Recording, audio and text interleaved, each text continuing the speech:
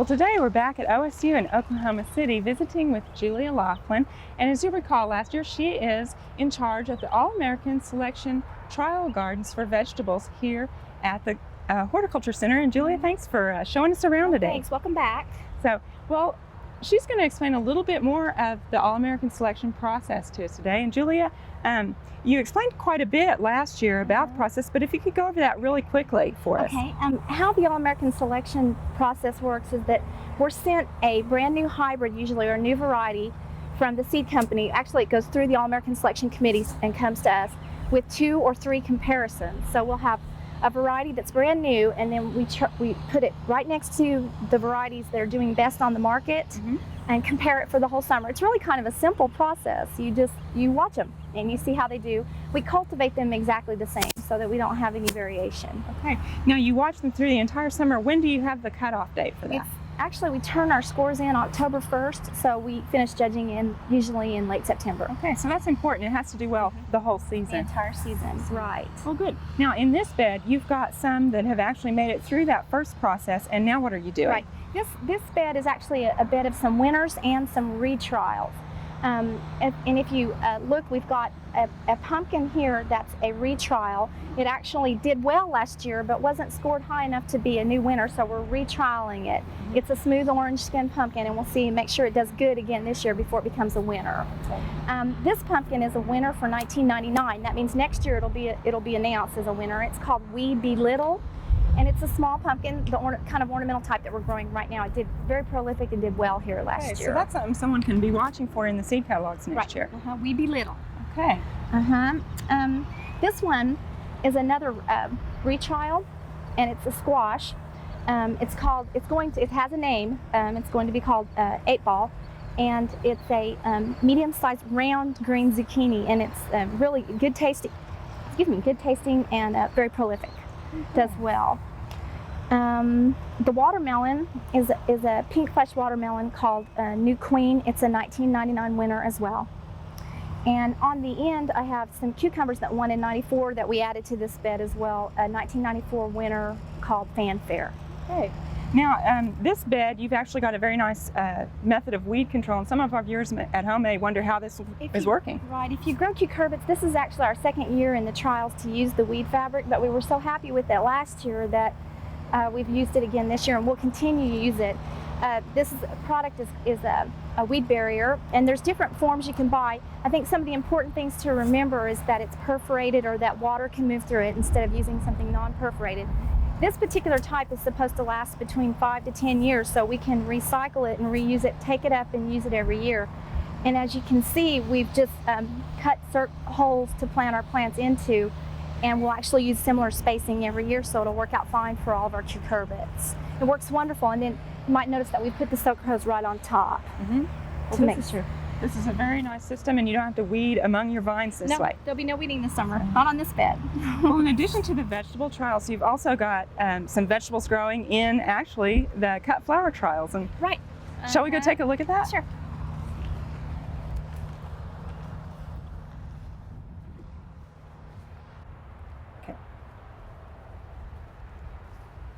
And Julia, people usually think of okra as something that would be in a vegetable trial, but you've actually got this out here in the flower trials, haven't you? Right. It is unusual for us to trial a vegetable in the flower trials, but we do it sometimes. In this case with okra. In the past, we've done it with some herbs that you may think more edible, like basil and lavender. And peppers. We've done ornamental peppers, obviously. Yeah. Sure. But this okra in particular is supposed to be burgundy colored and very attractive. And we're trialing it against burgundy okra, which you're familiar with, and also with the Cajun Queen okra, which is an All-American vegetable winner. So we know this is a very high producer, but we don't really think of it as an ornamental, but we'll be comparing to those 2 varieties. Okay. Now, is this a smaller variety or larger? It's supposed to be a dwarf variety of okra, and it's described as burgundy colored. Well, there's something else in the flower trials that I want to for sure show the viewers, and that's a spectacular grass that you guys have out here. And let's go look at that. Okay.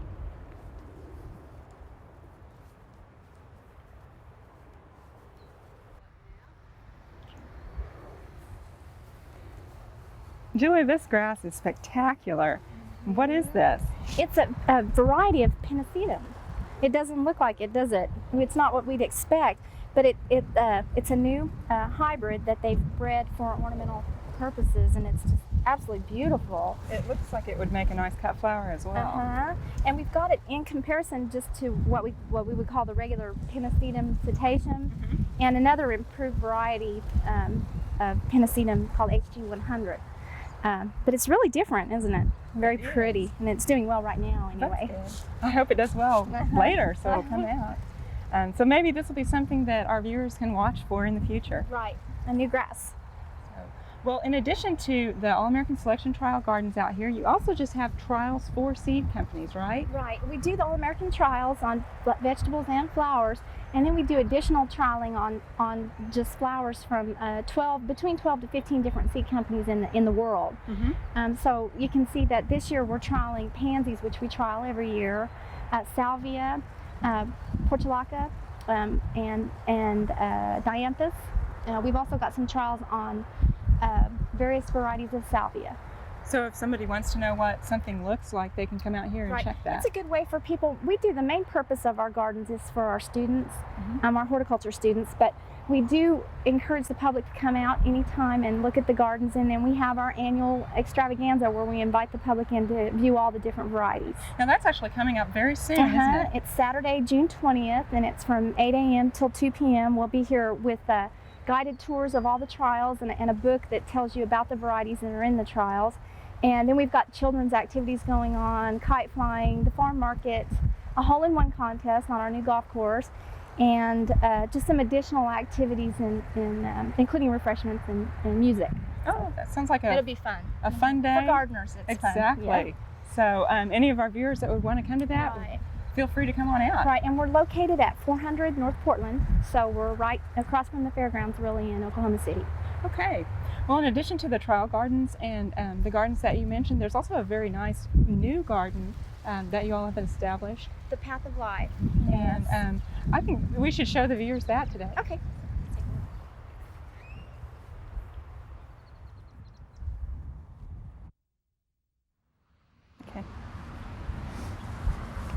Julia, now this garden again is called the Path of Life, is that right? The Path of Life, and it's been built and dedicated to women who've been victims and or survivors of breast cancer. Oh, that's right. And it was built primarily from the Women's Breast Care Center funds, and then the students built it. But the Oklahoma Women's Breast Care Center donated the original money to buy plants, etc. In addition, a lot of plants were donated from TLC nurseries. And then the students went in, designed it, and planted it. Well, it's a very nice kind of a formal garden, but also informal in a way. We set it up quite symmetrical and quite formal, but then the planting within the bed is set up to real natural with really mainly, we have right now about 40 varieties of antique roses from the Antique Rose Emporium in Texas. And then we have hundreds of species of perennials, no annuals, just everything's antique roses and perennials. Now this right now is a very young garden. How long has it been in? Well, we planted it originally, the first plantings were made a year ago in March, and started a year ago in March, and we dedicated in April, so it's just about a year. It's about a year old. It looks very nice for a year-old garden. Now there's some really nice design elements. You've got the perennials and the roses, but you've also used ornamental grasses in this garden very nicely. Right, to give it some texture and some height and a little bit of formality too. We've used them in real formal planting ways.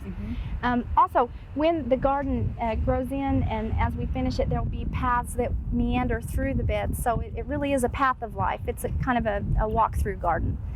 There'll be arches and fountains as well tacked in it that will be done with donations. Okay. Now, if someone was interested in donating to this garden, what would they do? Right. Well, the donations start at $25, which is an engraved name in the garden. Right now, the names are being engraved on benches, and they go upwards from there.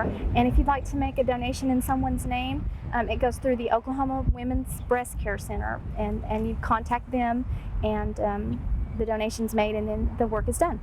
Okay. So. Well, this is just another great place to visit, especially for the field day coming up. Right. It should be really pretty for field day. Okay. Well, again, Julia, we really thank you for showing us around. We appreciate it. You'll come back and see us. We will. Thank you. We hope you've enjoyed this classic from the Oklahoma Gardening Vault.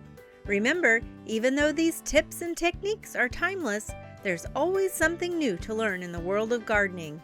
By subscribing to both Oklahoma Gardening and OK Gardening Classics, you'll have access to a wealth of gardening knowledge, both classic and contemporary.